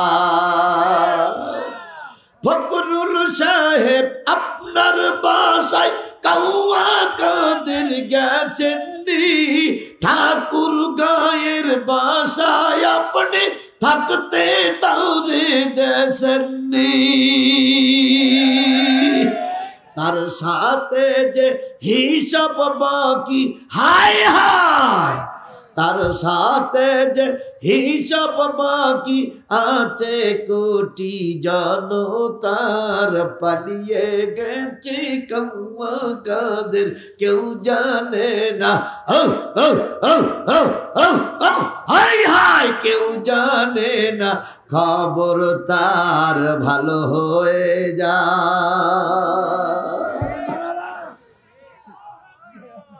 আচ্ছা বলুন তো, বিএনপির ফখরুল সাহেব না বিএনপির ওই যে তারেক জিয়া বলতেছে ধৈর্য ধরেন, জামাতের আমির বলতেছে ধৈর্য ধরেন। ওয়াজ করে বাড়ি যাওয়ার সময় দেখতেছেন ওই আম গাছের গোড়ায় ফখরুল কি বলে ওবায়দুল কাদের চুপ করে দাঁড়াই আছে। আচ্ছা আমরা সবাই ধৈর্য ধরানোর ওয়াজ করলাম, ওবায়দুল কাদেরের দিকে কারা ধৈর্য ধরবেন হাত তোলেন তো। হ্যাঁ হাত তোলেন তো, কেরা বক্সিং দেবেন না? আমিও ছাড়বো না, কারণ এই ওবায়দুল কাদেরের জন্য দেশের অনেক ক্ষতি হয়েছে, কথা বলেন ঠিক না বেটি? সুতরাং এদের ক্ষমা করলে আল্লাহ অসন্তুষ্ট হয়ে যাবে। আজকে রাখালের বাচ্চা রাখালেরা মাতবাড়ি করে আসছে, আর ভালো লোকগুলো জেল খেটেছে, কথা বলেন কথা বলেন। আল্লামা নেজামি, মতিউর রহমান নেজামি শুধু বাংলাদেশের নেতা ছিলেন না, তিনি ছিলেন গোটা বিশ্বের মুসলিম আন্দোলনের নেতা। সেই লোকটারে ফাঁসিতে ঝুলাইয়াছ তোমরা। আল্লামা সাইদির চাইতে বড় মুফাসসির বাংলাদেশে নয়, পৃথিবীতে আর খুঁজে পাওয়া যায় না। আল্লামা সাইদিকে বিগত 30টা বছর না 40টা বছর, আমার ঠিক স্মরণে নাই, প্রতিটা রমজানে সৌদি আরবের বাদশাহ তাকে দাওয়াত করে নিয়ে যেতেন এবং তিনি সেখানে 30 ইতিকাফ করতেন, রোজার মাস সেখানে থাকতেন, কাবার ভিতরে ঢুকে ঢুকে নামাজ পড়তেন। সেই লোকটারে মেরে দিয়েছো তোমরা। সুতরাং কাউয়া কাদের মার্কা নেতাদের ক্ষমা করা হবে না, আগামীতেও ক্ষমা করা হবে না, এখনো ক্ষমা করা হবে না। এখন কিছু লোক কিন্তু ঘাপটি বেরিয়ে আছে, বলো সে ঘাপটি মেরা লোক ওখানেও আছে, স্টেজে 2-1 থাকলেও থাকতে পারে, ঘাপটি বেরিয়ে আছে। ওরা ওরা ওরা কিন্তু কিছু বলতেছে না, চুপ করে আছে, সুযোগ পালি পার মাথা উঁচু করবে। শোনেন শোনেন শোনেন, আমার যারা মামলা দিয়েছিল, আমার নামে 20টা মামলা যারা মামলা দিয়েছিল, তাদের সঙ্গে একজনের দেখা, তো দেখা হলে যেই দেখি টুই মাথায় দিয়ে বসে আছে, আবার হাতে তসবিও আছে। তো আমার দেখে বলছে জিয়াদ ইসলাম আলাইকুম, ভালো আছো? তাই বললাম টুই মাথায়, আবার পাঞ্জাবি, কয় নামাজ পড়ে আসলাম। তাহলে নামাজ কবে তো ধরিয়েছ? কয় না 5 তারিখের পর তো ভালোই গেছে, 5 তারিখের পরে তো নামাজি হয়েছে। তা আমি করলাম নামাজি হয়েছে, যাই না তসবি হাতে আছে। তাই আমি করলাম এরকম কবে তো হয়েছে? কয় দেখো না দাড়ি রাখেছি। তাহলে তো কবে তো হয়েছে? কয় 5 তারিখের পর থেকে, 5 তারিখের আগে ছিল আওয়ামী লীগ, এখন হয়েছে জমাত। এখন হয়েছে কি? জমাত, জামাত ইসলাম না, জমাত। আমি বললাম তুমি যে জমাত হয়েছে, তা তোমার দলের নে লোকেরা কয় কেউ নেক আর না নেক, আমি জমাত। তাহলে জমাত ইসলামে ঢুকতে গেলে তো ফর্ম টর্ম পূরণ করে লেখা, ফর্ম টর্ম পূরণ করার সময় নিয়ে আমি এখন জমাত। তাই বলে ইউনিয়ন আমির, তারপর ওয়ার্ড সভাপতি, তোমার কি মেনে নিয়েছে? কয় মেনে নেক আর না নেক তুমি লিখে রাখো, আমি জমাত। আচ্ছা বলুন তো, ও কি আসলে জমাত? ও বাসার থাকি এখন জমাত সেজেছে। যদি আবার শেখ হাসিনা শুনে যে ভারতের বর্ডার পার হয়ে এই পাশে আইছে, ও তসবি টুপি জামা খুলে ন্যাংটাই পড়ি শেখ হাসিনার সামনে দিয়ে হাজির হবে। এরকম কিছু লোকও কিন্তু এই দুপচাচিয়ায় আছে। এরা আগে ছিল আমলিগ, এখন জমাত নাই, বিএনপি সেজেছে। এদের থেকে সাবধান, এদের থেকে সাবধান। এরা দলের ভিতরে বিশৃঙ্খলা তৈরি করে জামাত অথবা বিএনপির ঘাড়ের পরে চাপিয়ে দেবে। এই জন্য বিএনপিকে সাবধান হতে বলি, জামাতকেও সাবধান হতে বলি, এদের সহজে মেনে নেওয়া যাবে না। আইসো থাকো তোমাদের লক্ষণ আগে বুঝি, আইসো থাকো তোমাদের লক্ষণ আগে বুঝি শুনে যদি দেখি যে তওবা প্রকৃতই করেছে, আগের হুজুর তো তওবা রস করতেছিলেন, যদি তওবা প্রকৃতই করে থাকো আলহামদুলিল্লাহ, আর তওবার নামে যদি পাগলামি করো ফাসলামি করো তাহলে আগে যা হয়েছিল তার চেয়ে ডবল হবে। আর তোমরা যে কান্দো একবারও হিসেব করে দেখলে না, গাই গরু চলে গেল, বাছুরগুলো রেখে গেল, কি বলেন বলেন বলেন বলেন, ও তোমাদের কি মা যে মা চলে গেল একবারও বাচ্চাদের কথা হিসাব করলো না? পৃথিবীতে এমন কোন মা নেই যে বাচ্চাদের বিপদে ফেলে মা কেটে পড়ে, এমন কোন মা আছে? জোরে বলেন আছে? একমাত্র শেখ হাসিনা এক মা, কলঙ্কিত মা। তোমাদেরকে রাজপথে রেখে সে পালিয়ে চলে গেলে একবারও হিসেব করলো না যাদের সন্তানগুলো রেখে যাচ্ছে কেটা কত চর থাপ্পড় মারবে। আর এখন ওই মা ভারতের সীমানায় যেয়ে বলতেছে আমি টুস করে ঢুকে পারবো, আর এদিক ছেলেগুলো বলছে মা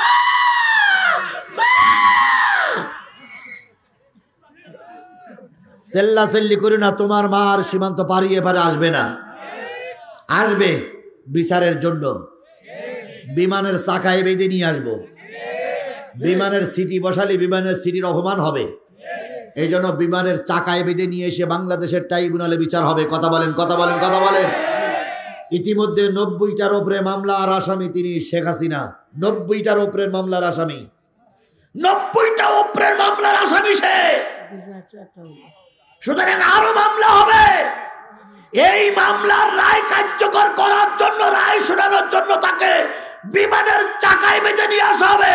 তবে আল্লাহর কসম রাজনীতি করতে আর বাংলার জনগণ তাকে দেবে না, দেবে না, দেবে না। ওই ফাঁসি তো তার মানে কি এমনি নিয়ে আসবো আমরা? আম গাছে ফাঁসি দেব? আমি আমি আমি এর আগেও যখন ওয়াজ করেছি তখন বলেছি জাল্লা যদি আমাদের বাসায় রাখে ওর বিচার কার্যকর করব।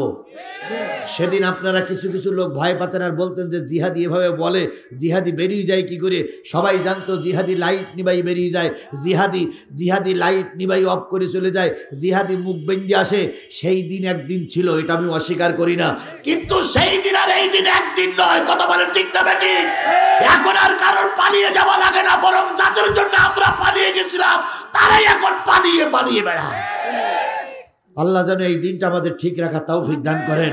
আর একটু জোরে বলেন আমিন, আরো জোরে বলেন আমিন, আরো জোরে। যখন বিপদে পড়েন তখনই সাহায্য আসবে, বিপদে না পড়লে সাহায্য আসবে না। তাহলে হুবাব এখনো কিন্তু কালেমা পড়ি মুসলমান হয়নি, নবীর সঙ্গে সাক্ষাৎ হয়নি। হুবাবের পরে রিমান্ড চলছে, অত্যাচার চলছে। হুবাব এখন কি বলে কুয়ার কিনারায় গরুর জন্য পানি তোলে, ছাগলের জন্য পানি তোলে, আর ওই রাখালের এখন কি মাতবর, ওরা যা বলে এরাই তাই শোনে। এমত অবস্থায়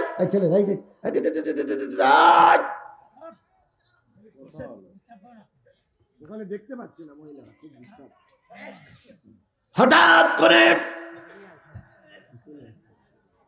হুবহাব নদীর থেকে, কুয়ার থেকে পানি উঠায়। 1 মাসের 2 মাস 3 মাস 6 মাস হয়ে গেছে, খাওয়া হয় না, এক কাপড়ে চলতেছে, পায়খানা পেশাব করে পানি খরচ করার সময় পায় না। যে ছিল রাজার ছেলে সে এখন কঙ্কাল সার হয়েছে শুধুমাত্র কালেমা গ্রহণ করার অপরাধে। কথা বলেন ঠিক না বে ঠিক? হুবহাব বালতি ঢুকাইয়ে দিল, বালতিতে পানি তুলবে, পানি উঠাতে পারে না, কষ্ট হয়।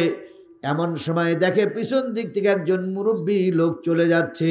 ওই মুরব্বীর মুখে কালেমার জিকির হচ্ছে লা ইলাহা ইল্লাল্লাহ, লা ইলাহা ইল্লাল্লাহ, লা ইলাহা ইল্লাল্লাহ, লা ইলাহা ইল্লাল্লাহ। কালেমার জিকির করতে করতে যখন মুরব্বী চলে যায়, হুবাবের কানের ভিতরে কালেমার আওয়াজ পৌঁছে গেল।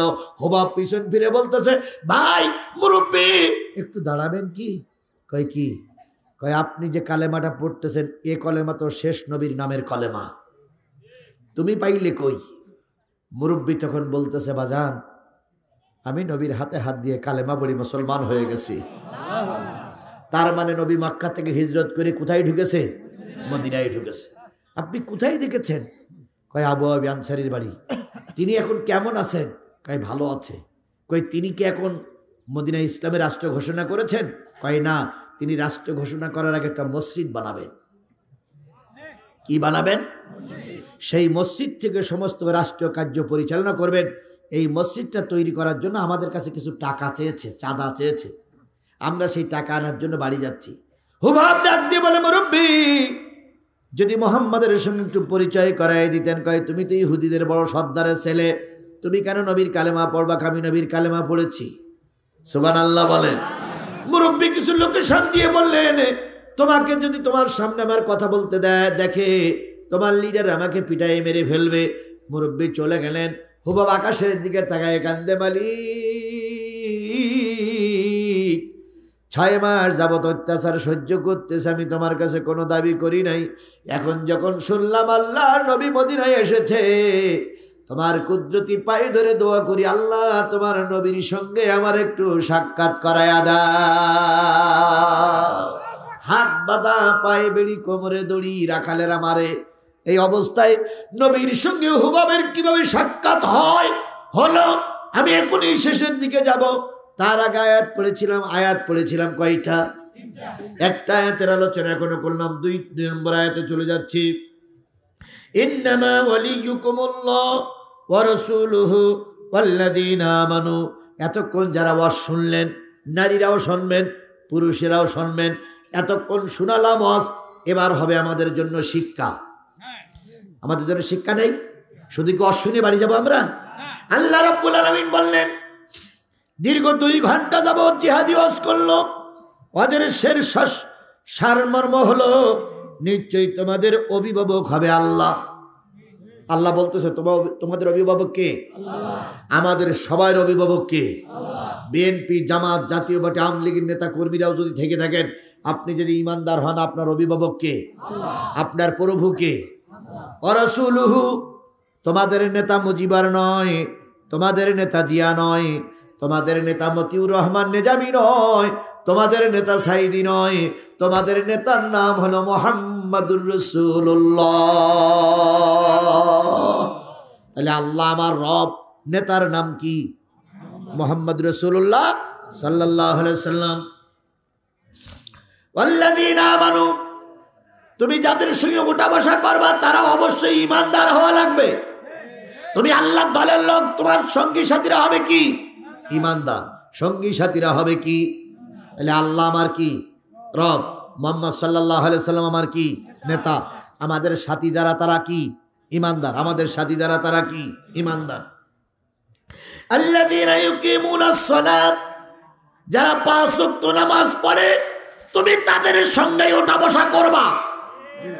কার নির্দেশ? আরো জোরে বলেন, কার নির্দেশ? ওয়া ইউতুনাজ যাকাত, যারা যাকাত দেয় তাদের সঙ্গেই তুমি থাকবা। অহম রাকিউন, আর তুমি যদি আল্লাহ এবং রসুলের দলে থাকো, তুমি অবশ্যই নম্র এবং বিনয়ী। তাহলে এবার খেয়াল করুন, এই এখনো চেয়ার এ বাবা, আর 5 মিনিট সময় আমার দেবা না? ও চেয়ার এখন রাখো, যা হয়েছে এই পর্যন্ত হোক। মা বোনেরা যদি আপনারা দেখতে না পান, এই পর্যন্ত ওরা চেষ্টা কম করি না, আর হচ্ছে না, আমার মনে যাতে বিঘ্ন ঘটাইয়েন না। তোমরা বাবা রাখো, তোমাদের আর দরকার নেই, যা করিস এই পর্যন্তই থাক। আমার ভাইয়েরা, তাহলে আপনি আল্লাহ দলের লোক, আপনাকে 5টা গুণ অর্জন করা লাগবে। কয়টা? সবাই মিলে বলেন কয়টা? আরো জোরে বলেন কয়টা? 1 নম্বর, আপনার রবের নাম কি? 2 নম্বর, আপনার নেতার নাম কি? 3 নম্বর, আপনার সাথী যারা হবে তারা কি? ইমানদার। সাথী যারা হবে তারা কি? ইমানদার। আপনি যাদের সঙ্গে ওঠা বসা করবেন তারা কি? নামাজি। তারা কি? নামাজি। তারা কি? নামাজি। আর আপনি যাদের সঙ্গে ওঠা বসা করবেন তারা রুকুকারী, সেজদাকারী, নম্র এবং বিনয়ী। এই 5টা গুণ যার ভিতরে আছে, সেই লোকটা হলো আপনার বন্ধু, সেই লোকটা আপনার কি? এবার আগামীতে রাজনীতি করতে গেলে বিএনপির সঙ্গে থাকবেন কি থাকবেন না আমি জানি না, কিন্তু আল্লাহর নির্দেশ, বিএনপির নেতা কর্মীর ভিতরে এই 5টা গুণ যদি থাকে, ওই বিএনপির নেতা কর্মীরা আপনার বন্ধু। এই 5টা গুণ যদি আওয়ামী লীগের নেতা কর্মীর ভিতরে থাকে, তাহলে আওয়ামী লীগের নেতা কর্মী আপনার বন্ধু। এই 5টা গুণ যদি ইসলামী আন্দোলন বাংলাদেশের ভিতরে থাকে, তাহলে ইসলামী আন্দোলনের নেতা কর্মীরা হবে আপনার বন্ধু। আর এই 5টা গুণ যদি বাংলাদেশ জামাত ইসলামের ভিতরে থাকে, অবশ্যই আপনার বন্ধু হবে জামাত ইসলামের নেতা কর্মী।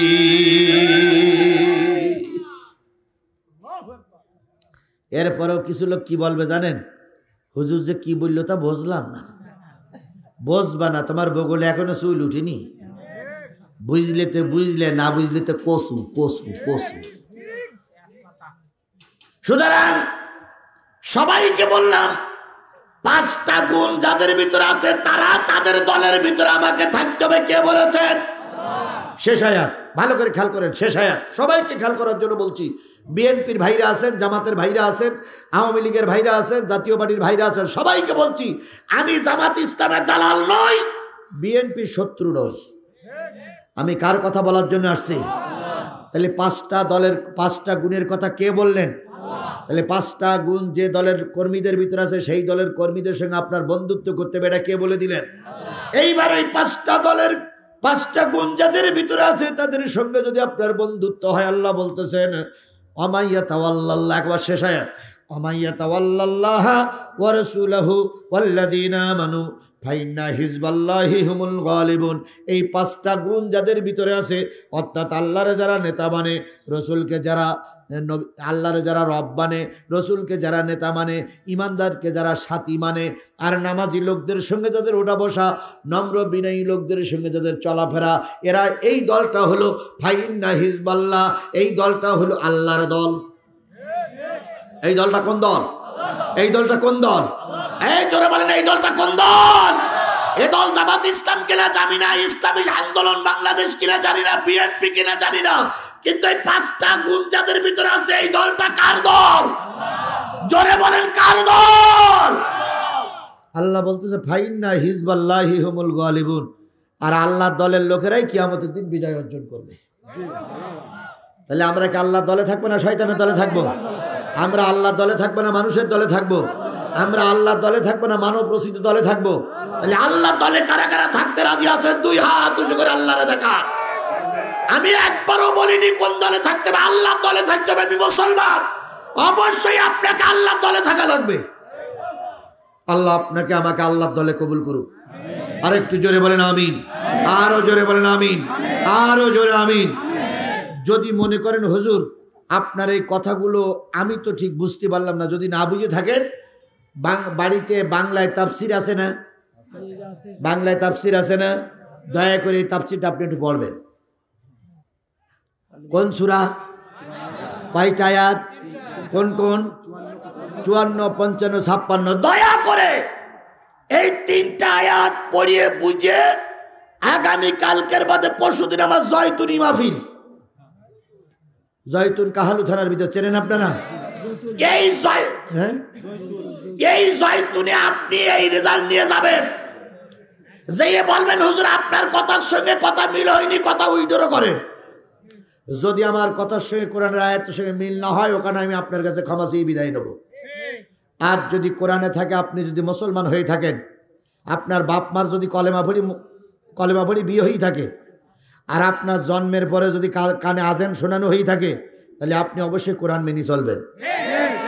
আর যদি কোরআন মেনে না চলেন, তাহলে বোঝা যাবে আপনার বাপ মার বিয়েতে ভেজাল ছিল, আপনার জন্মের ভিতরে ভেজাল আছে। আর আপনার জন্মের পরে কানে আজান কেউ দেয়নি, নিশ্চয়ই কানে উঠতেছে। তাই আপনার কোরআন শুনলে গাজালা করে। কথা বলেন, কথা বলেন, কথা বলেন। আমি একবারও বলিনি বিএনপির ভোট দেবেন না, একবারও বলিনি জামাত ইসলামের ভোট দেবেন। আমার কথা হচ্ছে থাকতে হবে কিসের পক্ষে? যদি আপনি কোরআনের পক্ষে না থাকেন, তাহলে মরার পরে কোরআন দিয়ে জানাজা হবে কেন?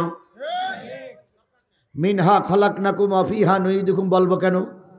বিসমিল্লাহি ওয়া আলা মিল্লাতি রাসূলিল্লাহ বলবো কেন? আপনি সারা জীবন কোরআনের বিরোধী ছিলেন, মরার সময় কোরআন দেওয়া আপনার দরকার নাই। আপনি সারা জীবন যে পথে ছিলেন ওই পথেই থেকে যান। আপনারা প্রায় বলেন আমরা ধর্ম নিরপেক্ষ। কোন মুসলমানের বাচ্চা ধর্ম নিরপেক্ষ থাকতে পারবে না। ধর্ম নিরপেক্ষ মানে দুই দলের পক্ষে, আমরা কোনো দলের পক্ষে নয়। আচ্ছা, আপনি নিরপেক্ষ মানে হিন্দুর পক্ষেও মুসলমানের পক্ষে। তাহলে আপনি যদি নিরপেক্ষ থাকেন, তাহলে মরার পরে আপনার লাশটা হিন্দুদের হাতে দেব না কবরে দেব?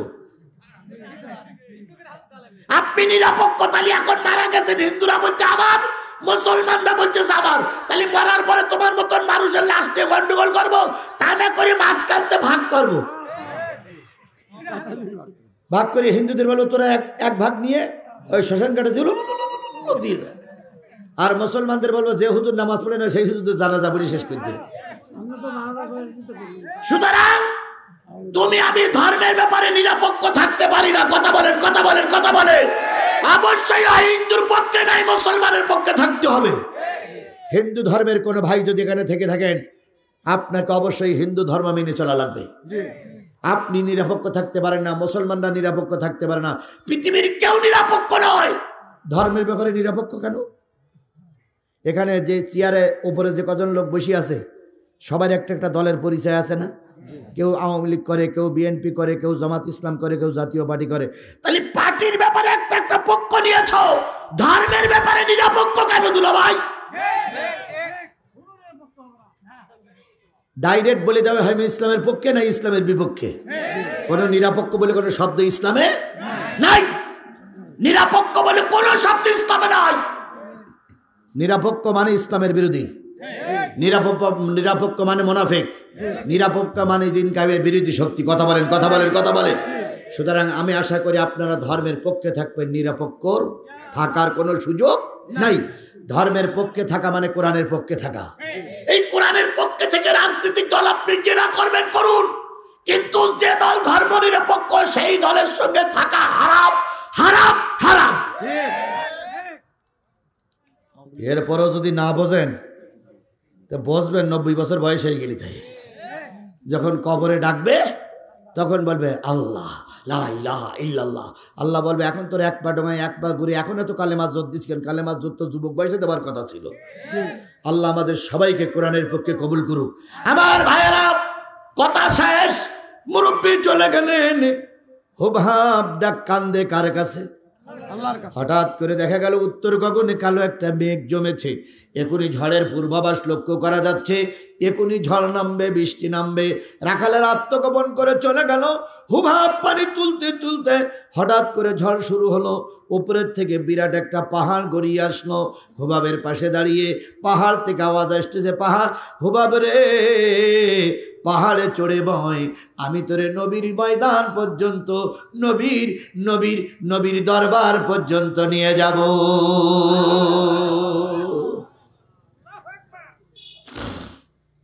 যার কেউ নেই তার কে আছে? জোরে বলেন, যার কেউ নেই তার কে আছে? হুবহাবের ওই ময়দানে কেউ নেই, কিন্তু হুবহাবের পক্ষে কে আছে? আল্লাহ আছে। হুবহাবের পক্ষে কে আছে বলেন? আরো জোরে বলেন, হুবহাবের পক্ষে কে আছে? আল্লাহ আছে। কারণ হুবহাবকে সাহায্য করা এখন আল্লাহর ব্যক্তিগত দায়িত্ব। হুবহাব রাদিয়াল্লাহু তাআলা এখনো কি নবীর কাছে গেছে? এখনো কি কালেমা পড়েছে? কিন্তু মনে মনে সে দিনকে গ্রহণ করেছে। আমার ভাইয়েরা পাহাড়ের পরে চড়ে বসলেন, পাহাড় চলতে শুরু করলো। চলতে চলতে চলতে চলতে পাহাড় এখনো রাত শেষ হয়ে যায়নি। পাহাড় এক জায়গায় থেমে গেল। পাহাড়ের থেকে নেমে হুবহাব ছোট্ট বালক একটা জীর্ণ শীর্ণ ঘরের ভিতরে ঢুকলেন। ওই ঘরের ভিতরে মনে হচ্ছে কারা যেন ঘুমাচ্ছে, কিন্তু দরজা বন্ধ।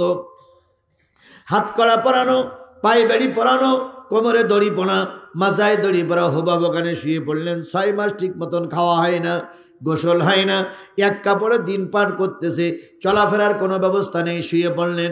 হঠাৎ করে সকালবেলা যখন ভোর হয়ে গেল, তখন ঘরের ভিতরে একজন মুরব্বী বেরিয়ে আসলেন। ওই মুরব্বীর নাম হলো আম্মার ইবনে সালেহ। যে মুরব্বী ঘরের থেকে বেরিয়ে আসলেন সেই মুরব্বীর নাম কি? আম্মার ইবনে সালেহ, রাসূলের একজন সাহাবী। তিনি বাইরে বেরিয়ে এই যুবকের হাত করা পায়ে বেড়ি পরা দেখে ওই মুরব্বী বলতেছে আল্লাহু আকবার কাবীরা, আল্লাহু আকবার কাবীরা, আল্লাহু আকবার কাবীরা। ওগো বালক, তোমার এই দশা কেন হলো? তখন ওই যুবক মাথা উঁচু করে বলতেছে, মুরব্বী আল্লাহর নাম বললেন, আপনি কোথার থেকে আল্লাহর নাম শুনেছেন? মুরব্বী বলতেছে, বাজান রে, আল্লাহর নাম শুনেছে শেষ জামানার শেষ পয়গম্বর। সুবহানাল্লাহ, সুবহানাল্লাহ, সুবহানাল্লাহ। শেষ পয়গম্বরের নাম কি?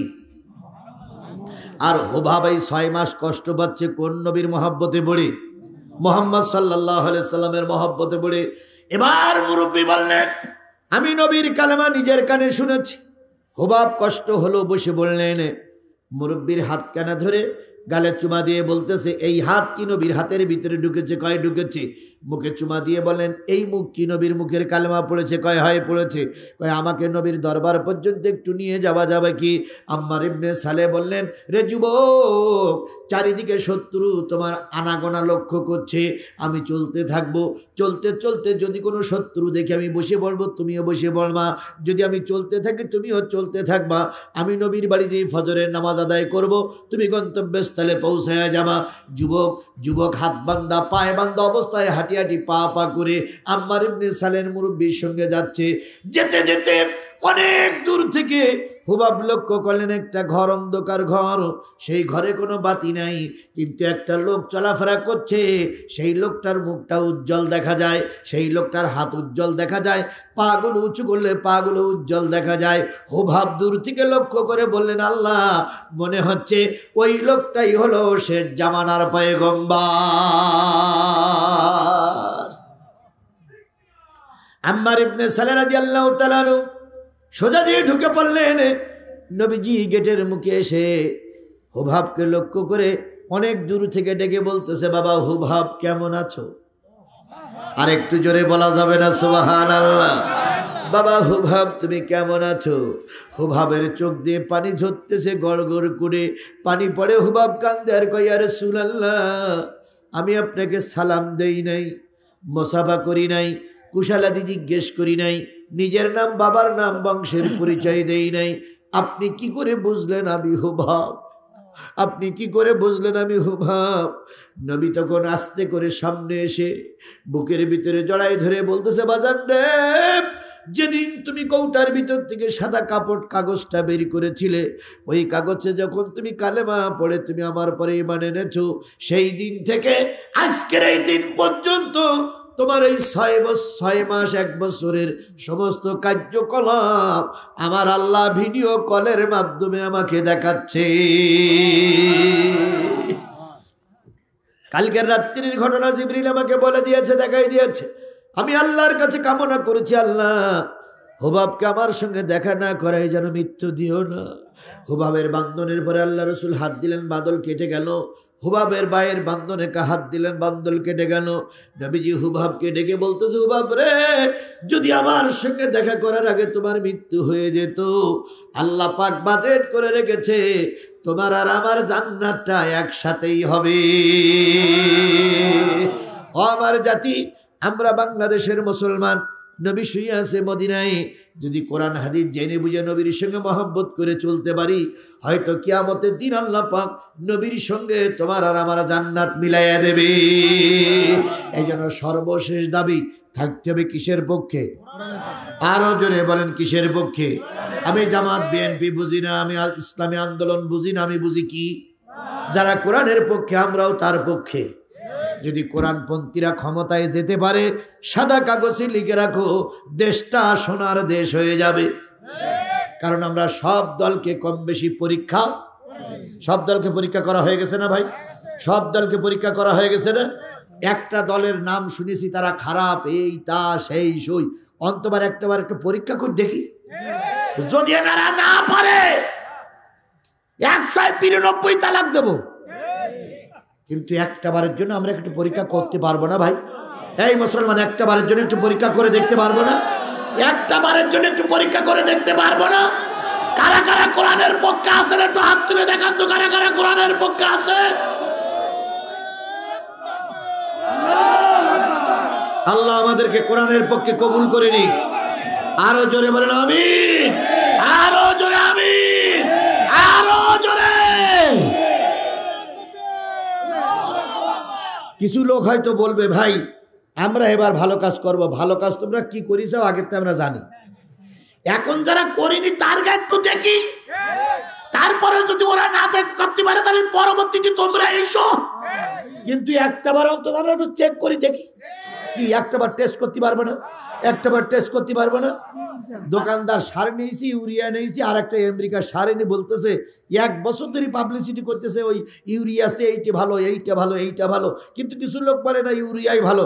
দোকানদার একজনের পায়ে ধরে বলতেছে ভাই এই সারটা অন্তত একটা জায়গায় 1 কাঠা জায়গায় দে দেখ, যদি ভালো না হয় তাহলে আমার দোকানের আর সার কিনতে হবে না। তাহলে 20 কাঠায় 1 বিঘে 1 কাঠা জায়গায় অন্তত একটু সার দিয়ে দেখি, যদি ভালো না হয় আমরা আর নেব না। তা আমরা এই বিগত 53 বছর জমিতে সার দিলাম, যে সার দেই গাছ লাল হয়ে থাকে।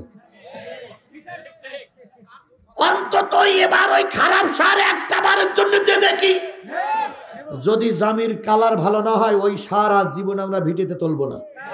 তাই একটা বার, কয়বার? একটা বার।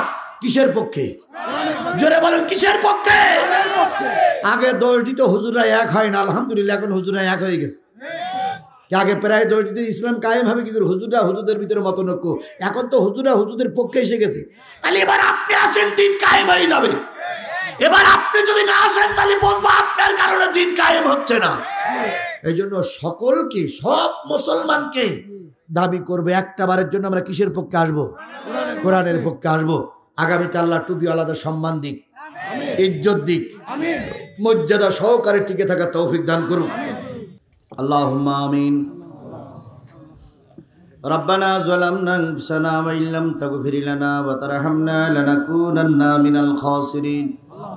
রব্বানা ইন্নানা আমান্না ফাগফির লানা যুনুবানা ওয়া কিনা আযাবান নার। রব্বিরহামহুমা কামা রাব্বায়ানি সগীরা। অপর রব্বিরহামহুমা কামা রাব্বায়ানি সগীরা। মহিয়ান গরিয়ান সর্বশক্তিমান আল্লাহ, তুমি তোমার কুদরতি নয়নে তাকায় দেখো, দেখতে দেখতে কখন জানি 12:30 বেজে যাব হয়েছে। 12:30 বেজেই গেছে, প্রায় 2-1 মিনিট বাকি আছে।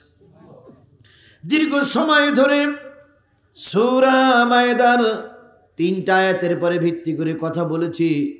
তোমার পাগলেরা রাত জেগে জেগে কোরআনের আলোচনা শুনেছে, হাদিসের কথাবার্তা শুনে সর্বশেষ সবাই মিলে তোমার কাছে হাত তুলেছি। আল্লাহ, এই কোরআনের মাহফিল আমাদের সকলের নাজাতের জরিয়া বানায়া দাও। কোরআনের মাহফিলের আয়োজন যারা করলো, শোনার জন্য যারা আসলো, বলার জন্য আমরা যারা এসেছিলাম, আর এই মসজিদ আর এই মাহফিলকে টিকায় রাখার জন্য হাজার হাজার লাখ লাখ টাকা তোমার পাগলেরা দান করেছে। 50,000 টাকা থেকে শুরু করে 50 পয়সা পর্যন্ত যে বা যারা দান করলো, সকল দাতারা দানগুলো আল্লাহ তুমি কবুল করে নাও। এই দানকারীদের ভিতরে নারীরা আছে, পুরুষেরা আছে, গরিব মানুষ আছে, ধনী লোক আছে, সবাইকে আল্লাহ তুমি কবুল করে নাও। একজন ব্যক্তি শেষে আসলেন, জামাতের একজন কর্মী ভাই, 19টা মামলার আসামি। পরিবারকে নিয়ে যে কত কষ্টের ভিতরে থাকতে হয় কেবলমাত্র যারা মামলার আসামি তারা ছাড়া জানে না। একটা মামলায় জামিন করতে 50,000 1 লাখ টাকা খরচ হয়েছে।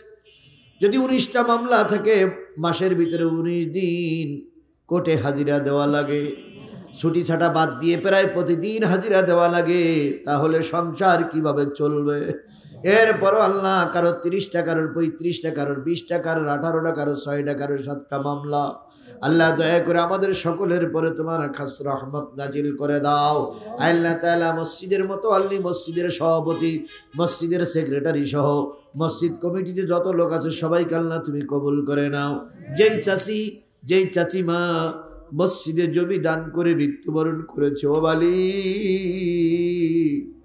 তার পক্ষে রব্বিরহামহুমা কামা রাব্বায়ানি সগীরা বলার মতন কোনো লোক হয়তো নাই, আমরা তারই সন্তান। দোয়া করতেছি মালিক, ওই মহিলার তুমি মাফ করে দাও। ওই মহিলার পরিবার থেকে যত মানুষ কবরবাসী হয়ে গেছে সবাইকে মাফ করে দাও। বিশেষ করে আল্লাহ আজকের এই মাহফিলে যারা আসলো সবাইকে আল্লাহ তুমি ক্ষমা করে দাও। মাহফিল কমিটির সবাইকে আল্লাহ তুমি মাফ করে দাও। যত লোক দান করেছে সব দানগুলো কবুল করে নাও। নারীরা যারা এসেছিল তাদের সবাইকে কোরআন হাদিস মেনে চলার তৌফিক দিয়ে দাও। ছোট্ট একটা দাওয়াতি কাজ করেছি জয়তুনে, 31শে জানুয়ারি মাহফিল আছে, কালকে বাদে পরশুদিন। আল্লাহ তোমার পাগলদেরকে জয়তুনের মাহফিলে দেখতে চাই, দয়া করে তুমি কবুল এবং মঞ্জুর করে নাও। সুস্থভাবে বাড়ি ফিরে যাওয়ার তৌফিক দিয়ে দাও। দয়া করে আমাদের সবাইকে ঈমান আমলে বরকত দিয়ে চলাফেরা করার সুযোগ দান করে দাও। তোমার দোস্তের খাতিরে আল্লাহ আমাদের সকলের দোয়া মেহেরবানি করে কবুল করে নাও। আয় আল্লাহ, আলু হালি এই এলাকায় 5-6 বছর আগে একবার এসেছিলাম, দীর্ঘ কত বছর যেন আর আসতে দেই নাই। আগামীতে আর আসা হবে কিনা আমি জানি না। যদি আর কোনোদিন আসা না হয়, কিয়ামতের দিন তুমি জিহাদিরে মাফ করে যদি জান্নাতে দাও, আমি যেন তোমার পাগলদের ভুলে না যাই।